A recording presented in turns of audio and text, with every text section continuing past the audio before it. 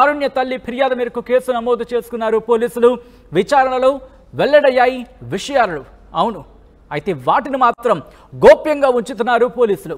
కారుణ్యను ఇద్దరు విద్యార్థినులు వేధించినట్లు ప్రచారం జరుగుతోంది. దానికి సంబంధించిన బ్రేకింగ్ న్యూస్ చూస్తున్నారు. నర్సింగ్ స్టూడెంట్ కారుణ్య మృతి కేసులో ఆ మిస్టరీ ఇంకా వీడడం లేదు. కారుణ్య ఆత్మహత్యకు సంబంధించిన ఆ నోట్ను పోలీసులు బహిర్గతం చేయటం లేదు. ఆ లేఖలో సున్నితమైన అంశాలు ఉన్నాయంటున్నారు పోలీసులు. దాంతోపాటు ఆ లేఖ బహిర్గతమైతే వెలుగులోకి సంచలన విషయాలు రాబోతున్నాయా అంటే అవునని ప్రచారం జోరందుకుంది. ఈ నెల 23న అనుమానాస్పద స్థితిలో గాయాలపాలే హాస్పిటల్లో చికిత్స పొందుతూ మృతి చెందింది కారుణ్య. భద్రాద్రి కొత్తగూడెం జిల్లా భద్రాచలంలోని మారుతి పారామెడికల్ కాలేజ్లో నర్సింగ్ ఫస్ట్ ఇయర్ చదువుతోంది కారుణ్య. కారుణ్య తల్లి ఫిర్యాదు మేరకు కేసు నమోదు చేసుకున్నారు పోలీసులు. విచారణలో వెల్లడైన విషయాలను గోప్యంగా ఉంచుతున్నారు పోలీసులు. కారుణ్యను ఇద్దరు విద్యార్థులు వేధించినట్లు ప్రచారం జరుగుతోంది. అప్డేట్స్ చేసుకుందాం. మా ప్రతినిధి ఉదయ్ అప్డేట్స్ అందించేందుకు లైవ్లో జాయిన్ అవుతున్నారు. ఉదయ్, అసలు ఆ లెటర్లో కావచ్చు, ముఖ్యంగా ఆ లేఖలో ఎటువంటి అంశాలు ఉన్నాయనేది కనీసం క్లూ అయినా ఇచ్చే ప్రయత్నం చేస్తున్నారు పోలీసులు. అసలు ఎందుకు అంత దాన్ని గోప్యంగా ఉంచుతున్నారు ఆ లెటర్ని?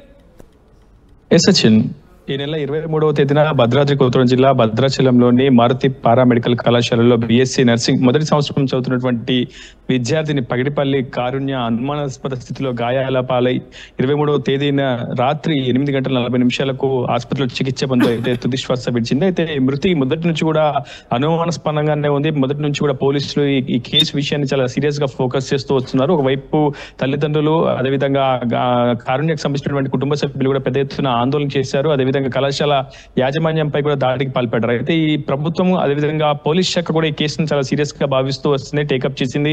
ఖచ్చితంగా తల్లిదండ్రులు ఫిర్యాదు చేస్తే సమగ్ర దర్యాప్తు జరిపి దోషులు ఎవరో తెలుస్తామని ఇప్పటికే గతంలో పోలీసులు కూడా స్వయంగా భద్రాచలం ఏఎస్పీ పరితోష్ పంకజ్ కూడా మీడియాతో ముఖంగా తల్లిదండ్రులకు చెప్పడం జరిగింది. కానీ ఇప్పటి వరకు ఈ కేసుకు సంబంధించినటువంటి అప్డేట్స్ ఏది కూడా బయటికి రావడం లేదు. చాలా గోప్యంగానే విచారణ అయితే జరుగుతున్నట్లు మనకి ప్రాథమికంగా సమాచారం అయితే అందుతుంది. ప్రధానంగా మొదటి నుంచి కూడా ఆర్టీవీ నిఘా బృందంతో కూడా అటు పోలీసులు కూడా సంప్రదింపులు జరిపే ప్రయత్నం చేశారు. ఖచ్చితంగా సూసైడ్ నోట్, కారుణ్య రాసినటువంటి సూసైడ్ నోట్ పోలీసుల అదుపులో ఉంది అని మొదటి నుంచి కూడా ఆర్టీవీ పదే గంటాపదంగా చెబుతూ వస్తుంది. కానీ పోలీస్ శాఖ మాత్రం అధికారికంగా దీన్ని ఎక్కడ కూడా ధృవీకరించట్లేదు. దాదాపు 7 పేజీల సూసైడ్ నోట్ ను అటు బలవన్మరణం అనే పదాన్ని ఉపయోగించే ప్రయత్నం చేయండి ఆ ఆంగ్ల పదానికి బదులు.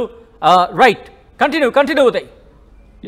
బలవన్మరణం పాల్పడే ముందే ఆమె ఖచ్చితంగా ఒక సూసైడ్ నోట్ రాసినట్లు మనకి విచారణలో కూడా వెల్లడవుతుంది. మనం క్షేత్రస్థాయిలో కూడా కళాశాల విద్యార్థులతో సంప్రదించే ప్రయత్నం చేస్తాం. కళాశాల యాజమాన్యంతో కూడా సంప్రదించాం. పోలీసులను కూడా నిరంతరంగా సంప్రదించే ప్రయత్నం అయితే చేస్తున్నాం. ఖచ్చితంగా సూసైడ్ నోట్ అనేది ఉంది అని మొదటి నుంచి కూడా ఆర్టీవీ గంటాపదంగా చెప్తుంది. అది కూడా పోలీసుల స్వాధీనంలోనే ఉంది. పోలీసులు వెరిఫై చేసినప్పుడే ఆ పోలీసులు ఆ లేఖను కూడా స్వాధీనం చేసుకుంటారని మొదటి నుంచి కూడా ఆర్టీవీ చెప్తూనే ఉంది. స్పష్టంగా పోలీసుల స్వాధీనంలో, ఆధీనంలో ఉన్నటువంటి సూసైడ్ లోకల్ ఏముంది, అసలు సూసైడ్ లేఖ రాసి అంత కష్టం, బాధ కారుణ్యకి ఏమొచ్చింది, నిజంగా కళాశాల ఫీజు వేధింపుల వల్లే కారుణ్య చనిపోయింది అంటే మనకు స్పష్టంగా అదొక కారణం మాత్రంగా తెలుస్తుంది. కానీ అనేకమైనటువంటి కారణాలను, చాలా దారుణమైనటువంటి కారణాలను కూడా కారుణ్య తన సూసైడ్ నోట్ లో పేర్కొనడానికి మనకి స్పష్టంగా సమాచారం అవుతుంది. ఒక ప్రధానంగా అదే కళాశాలకు సంబంధించినటువంటి ఇద్దరు విద్యార్థులను కారుణ్యను వేధించినట్లు కొంత ప్రచారం అయితే జరుగుతుంది. కానీ అది మానసిక వేధింపుల, అంతకు మించిన వేధింపుల, శారీరక వేధింపులు కూడా అయి ఉండే అవకాశం చాలా స్పష్టంగా కనిపిస్తుంది. కానీ ఏ విషయాన్ని కూడా మనం ధృవీకరించిన పరిస్థితి. ఖచ్చితంగా భద్రాచలం పోలీసులే ఈ కేసుని చాలా సీరియస్ గా టేకప్ చేస్తున్నారు. వాళ్ళే బహిర్గత పరచాల్సి ఉంటుంది. సూసైడ్ నోట్ లో ఏముంది, ప్రధానంగా బలవన్మరణానికి సంబంధించినటువంటి ఆమె లేఖలో కారుణ్య ఏం రాసింది, ఏం నోట్ చేసింది, ఖచ్చితంగా తల్లిదండ్రులు ఇద్దరు విడిగా ఉండడం కారణమా, తన ఆత్మహత్యకు కారణమైనటువంటి కారణాలన్నింటినీ కూడా 7 పేజీల రూపంలో పూర్తి స్థాయిలో కారుణ్య చనిపోవడానికి ముందు రాసింది. కాబట్టి ఖచ్చితంగా చాలా కీలకమైనటువంటి నోట్స్ ను కారుణ్య రాసి ఉంటుంది. కానీ పోలీసులు మాత్రం అవన్నీ కూడా చాలా సున్నితమైన అంశాలు, ఎక్కడ కూడా వాటిని బహిర్గత పరచలేమంటూ చాలా స్పష్టంగా మనతో సమాచారం అయితే చెప్తున్నారు. సంప్రదింపులో అదే విషయాన్ని వాళ్ళు చెప్తున్నటువంటి పరిస్థితి కనిపిస్తుంది. ఆ అమ్మాయిలకు సంబంధించి వాళ్ళని అదుపులోకి తీసుకున్నారా? ప్రస్తుతం ఎంక్వైరీ ఏమైనా ప్రారంభమైందా?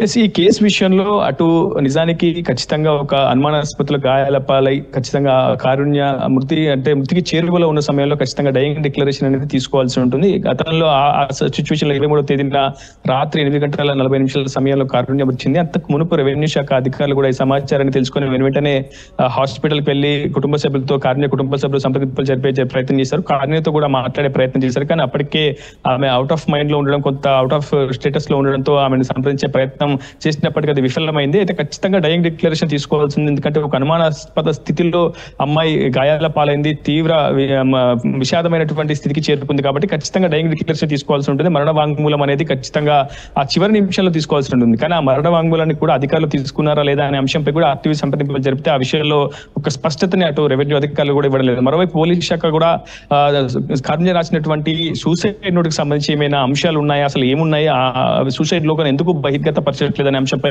సంప్రదింపులు జరిపినప్పుడు పోలీస్ శాఖ కూడా కేవలం చాలా సున్నితమైనటువంటి అంశం, ఇది ఒక విద్యార్థులకు సంబంధించిన అంశం, ఒక కళాశాలకు సంబంధించిన కనుక మేము సున్నితమైన అంశాలు కాబట్టి బయటికి వెల్లడించలేకపోతున్నాము, ఖచ్చితంగా కోర్టుకి మేము పూర్తి ఆధారాలు సబ్మిట్ చేస్తామని చెప్పి పోలీస్ శాఖ చెప్తుంది. కానీ అసలు కారుణ్య నిజానికి చాలా మంచి విద్యార్థిని, 10వ తరగతిలో కూడా 10/10 మార్క్స్ వచ్చాయి, చాలా చురుకుగా ఉంటుంది, విద్యలో కూడా మంచిగా రాణిస్తుంది. కానీ అలాంటి విద్యార్థినికి ఆ స్థాయి కష్టమేమో వచ్చింది. గత పార్లమెంట్ ఎన్నికల్లో కూడా ఓటు హక్కు సద్వినియోగం చేసేందుకు కారుణ్య స్వగృహానికి వెళ్లి తిరిగి వచ్చిన తర్వాత అసలు ఏం జరిగింది కళాశాలలో అనేది మాత్రం చాలా మిస్టరీగా మారింది. నిజానికి రాత్రి 8 గంటల నుంచి 11 గంటల వరకు 10:30 వరకు మాత్రమే స్టడీ అవర్ ఉంటుంది అని చెప్పి కళాశాల యాజమాన్యం నుంచి మనకి సమాచారం ఉంటుంది. కానీ విద్యార్థులు అర్ధరాత్రి వేళ ఏం చేస్తున్నారు, అసలు 3 గంటల సమయంలో విద్యార్థులు అంతా ఒక రూమ్ లో ఏం చేస్తున్నారు, వాళ్ళకి ఏం పని, అసలు ఏం జరిగింది, 3:45 నిమిషాలకు ఎందుకు అంటే బాత్రూమ్ కానీ వచ్చినటువంటి కారుణ్య పై రూమ్ కి ఎందుకు వెళ్ళింది, ఆ తర్వాత ఏం జరిగింది అనేది చాలా మిస్టరీగా మారింది. ఆ సమయానికి ఇంకా స్టడీ అవర్ లో ఉన్నామని విద్యార్థులు ఆర్టీవీతో చెప్తున్నప్పటికీ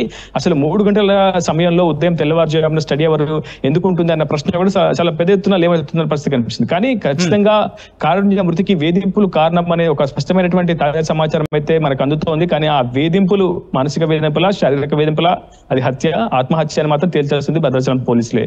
Sachin. Right Uday, thanks for the update. మొత్తంగా అయితే మాత్రం నర్సింగ్ స్టూడెంట్ కారుణ్య మృతి కేసులో ఆ మిస్టరీ మాత్రం వేరడం లేదు. కారుణ్య ఆత్మహత్యకు కారణాలకు సంబంధించిన నోట్ను బహిర్గతం చేయడం లేదు పోలీసులు.